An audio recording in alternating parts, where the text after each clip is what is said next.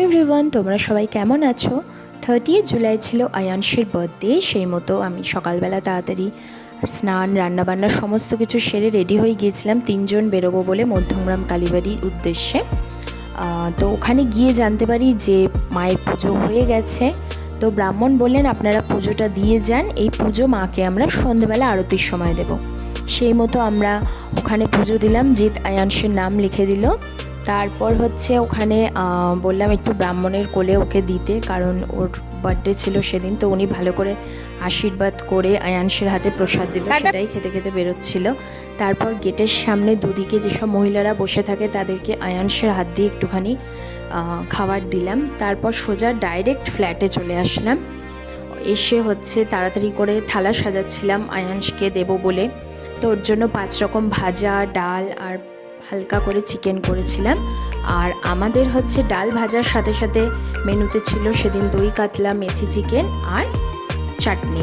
তো আমার শ্বশুর শাশুড়িকেও সেদিন খেতে বলেছিলাম। তো ওনারাও আসলো। আসার পর একের পর এক আয়ানশকে ওনারা আশীর্বাদ করলো। আমরা এই 4 জনে মিলে আশীর্বাদ করলাম। আর আয়ানশের তো ল্যাকটোজ ইনটলারেন্স, ও তো দুধের জিনিস ছোটো থেকেই খেতে পারে না। তো ওই জন্য এই 3 বছরে ওর জন্য না আমার পায়েস করা হয়নি। এই 3 বছরে আমি আমার শাশুড়ি মাকে বলি যে তুমি আমাদের গোপালের সামনে একটু পায়েস করে দেবে, ওই পায়েসটাই 1 চিমটি করে জিভে দেবে। তো সেটাই ওর জিভে দিচ্ছিলাম 1 চিমটি করে। তো এবার ওর সামনে থালা টালা সাজিয়ে দিলাম। ও যেগুলো খেতে ভালোবাসে একটু একটু করে দিলাম। সব খাবে না জানি, কিন্তু তাও সাজানো দেখলে ওর ভালোও লাগবে ওটা। তারপর সবাইকে খেতে দিলাম। সবার খাওয়া দাওয়া হলো, খেয়ে সবার ভালো লেগেছে। তারপর সন্ধেবেলা হচ্ছে আয়ানশকে দিয়ে কেক কাটালাম। খুব হ্যাপি হয়ে গেছে। যেই আয়ানশ লাস্ট ইয়ার কেক কাটার সময় কি কান্নাকাটি করছিল কেক কাটবে না, বাট এবার সে একদম স্মার্টলি নিজেই কেক কেটে নিজেই খাচ্ছে। তো ওটা দেখে তাই আমরা সবাই হাসছিলাম। তারপর হচ্ছে কেক টেক কাটা হলো। তারপর আমরা রেডি হয়ে আবার কালীবাড়ির উদ্দেশ্যে বেরিয়ে পড়লাম, কারণ ওই টাইমে ওর নামে পুজো পড়বে বলে। তা ওখানে গিয়ে মায়ের আরতি দেখলাম, খুব মনটা শান্তি হয়ে গেল। মানে বেরোতে ইচ্ছা করছিল না। তো আমরা প্রসাদটা নিয়ে ভাবলাম বিকালে যখন আয়ানশ দুপুরবেলা প্রসাদটা পেয়েছে ওখান থেকে, তো আর প্রসাদ নেওয়ার জন্য অতক্ষণ আর ওয়েট করতে পারলাম না। ভাবলাম সবার মধ্যেই প্রসাদটা দিয়ে দিই।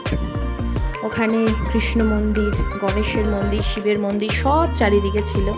সব প্রণাম করছিলাম ঘুরে ঘুরে। তারপর আমরা সোজা ওখান থেকে স্টার মল চলে গেলাম।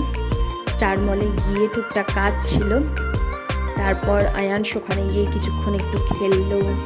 দেখতেই পাচ্ছ ট্রায়াল রুমে গিয়ে কী করছে।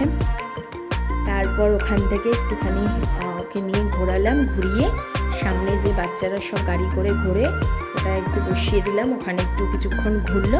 ঘোরার পর সোজা আয়ানশের জন্য সুন্দর একটা গিফট কিনে আমরা বাড়ি চলে আসলাম। সেই গিফটটা কি সেটা তোমাদের নেক্সট ব্লগে বলবো। তো চলো, টাটা।